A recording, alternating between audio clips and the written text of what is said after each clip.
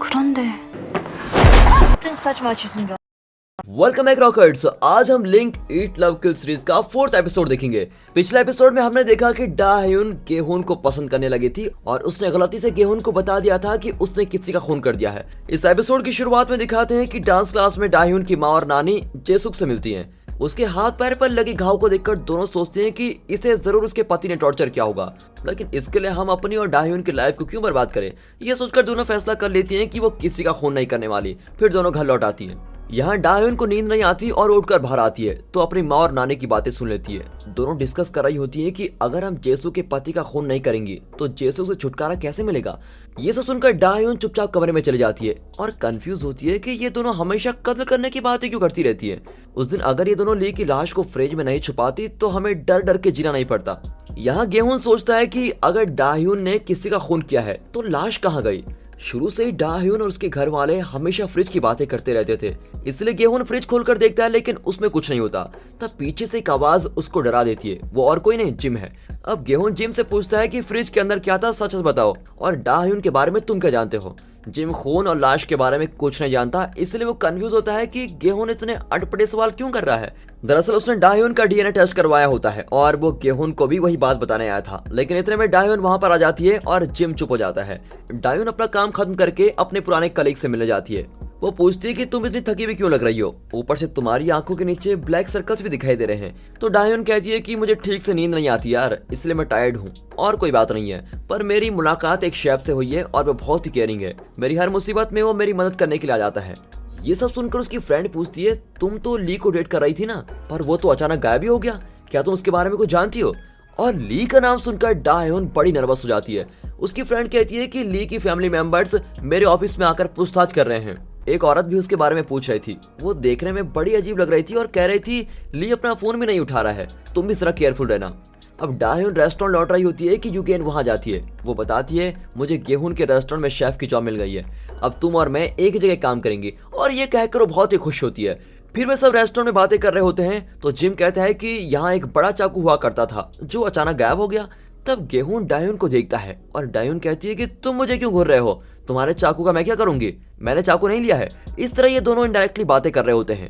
Gym और Eugene के कुछ भी समझ में नहीं आता। तब दिखाते हैं कि वो चाकू पास वाले एरिया के एक टैक्सी ड्राइवर के पास है और उसकी पत्नी कंफ्यूज होती है कि ये चाकू यहाँ कैसे आया। रेस्टोरेंट के बाहर गेहून डाह्यून से पूछता है कि चाकू का नाम सुनकर तुम्हारा पसीना क्यों छूट रहा है, क्या तुम मुझसे कुछ छुपा रही हो। डाह्यून चिढ़कर कहती है कि अरे मैं नहीं जानती तुम्हारे चाकू के बारे में। आगे वो कहती है कि मैं खुद ही अपने प्रॉब्लम्स को सॉल्व कर लूंगी, तुम सिर्फ इतना बताओ तुम मेरे बारे में इतनी केयर क्यों करते हो। अब इन दोनों को देखकर यूगेन जिम से पूछती है कि क्या ये दोनों लवर्स हैं। जिम ना में जवाब देता है।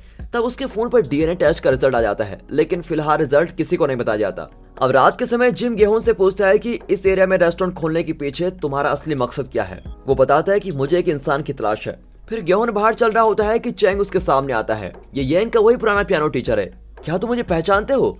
गेहून जवाब देता है कि मैं अपनी लाइफ में तुम्हें कभी नहीं भूल सकता और अगर मुझे पता चल गया कि येंग को तुमने ही मारा है तो मैं तुम्हारी जान ले लूंगा।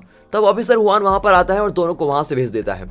अब जे और मिंजो पेट्रोलिंग कर रहे होते हैं। उन्हें कंप्लेंट मिली होती है कि शराबी एरिया के लोगों को परेशान कर रहा है। वे देखते हैं कि वो शराबी जेसुक का पति है और जे गुस्से में उसको मारने जाता है, लेकिन मिंजो उसको रोककर उस आदमी की मदद करती है, लेकिन वो आदमी उल्टा मिंजो को गाली देने लगता है। अब जेसुक डाह्यून की माँ और नानी से बात करने आती है। शुरू से मेरे और मेरे पति के बीच हमेशा अनबन रहती थी, फिर वो मुझको रोज मारने लगा, लेकिन आजकल उसका मारना पीटना बहुत ही ज्यादा हो गया है। मेरे साथ तो बहुत ही बुरा व्यवहार करता है, उसके साथ रहने से तो अच्छा है कि मैं मर ही जाऊं। इतना टॉर्चर करता है वो कि क्या बताऊं। वो इतने सालों से मेरे साथ जो कर रहा है उसके बदले में उसका काम तमाम करना चाहती हूँ, तभी मुझको तसल्ली होगी। अगर तुम दोनों ने मेरी मदद नहीं की तो मैं पुलिस को बता दूंगी कि डाह्यून खूनी है। अब इस तरह धमकाकर वो चली जाती है। अब डाह्यून की माँ बड़े गुस्सा हो जाती है और कहने लगती है कि इसकी मुसीबत हम क्यों पालें। इस पर नानी एडवाइस देती है कि शांत हो जाओ बेटी, सोच समझ कर डिसाइड करेंगे। पर बेटी को शांत करके नानी खुद बेलन लेकर बाहर जाती है और कहती है कि जेसु के पति को मार के 2 टुकड़े करने जा रही हूँ, फिर जो होगा देखा जाएगा।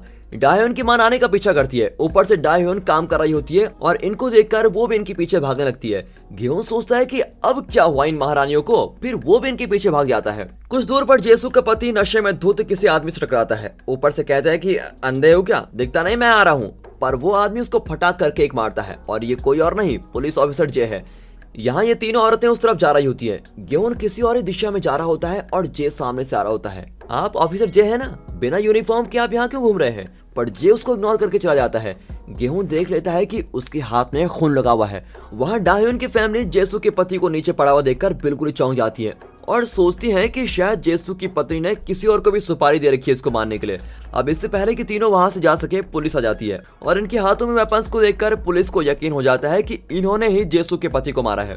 अब तीनों पुलिस स्टेशन में बैठी होती हैं और मिंजो पूछती है कि जेसु के पति को तुमने क्यों मारा? वे कहती है कि हम उसको मारने के लिए वेपन्स जरूर लेके गए थे, लेकिन वो पहले से वहां पर पड़ा हुआ था। अगर हमने उसको मारा होता तो हमारे वेपन्स पर खून लगा होता। मिंजो कहती है कि आपका एक्सप्लेनेशन बिल्कुल ठीक है मैडम, लेकिन आप तीनों जेसु को मारने क्यों गई थी? इतने में गेहून और जिम वहां पर आ जाते हैं।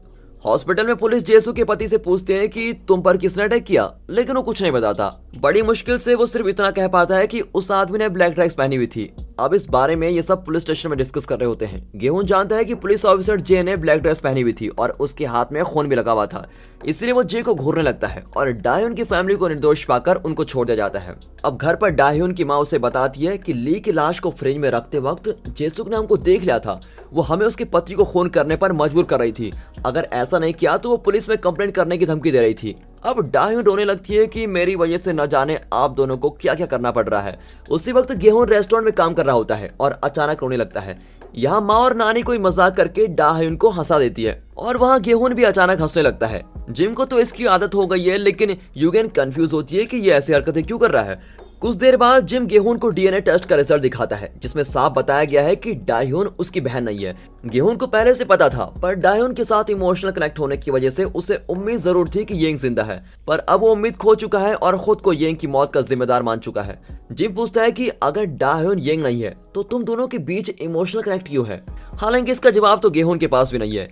यहाँ युगेन डेहुन को डिनर पर लेके जाती है और पूछती है कि क्या कोई ऐसा इंसान है जिसे तुम बहुत प्यार करती हो। वो सोचती है कि डाह्यून ली का नाम लेगी, पर डाह्यून कहती है कि मेरी लाइफ में तो ऐसा कोई भी इंसान नहीं है, क्या आपकी लाइफ में है?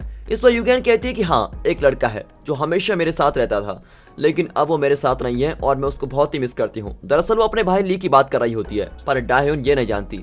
अब डिनर के बाद डाह्यून गेहून के रेस्टोरेंट में जाती है। अब गेहून उससे ठीक से बात ही नहीं करता और कहता है कि फिलहाल यहाँ पर कोई काम नहीं है, इसलिए तुम घर जाओ और हाँ, आज से तुम मुझसे जरा दूर ही रहना। मेरे दिल में तुम्हारे लिए कोई फीलिंग्स नहीं है।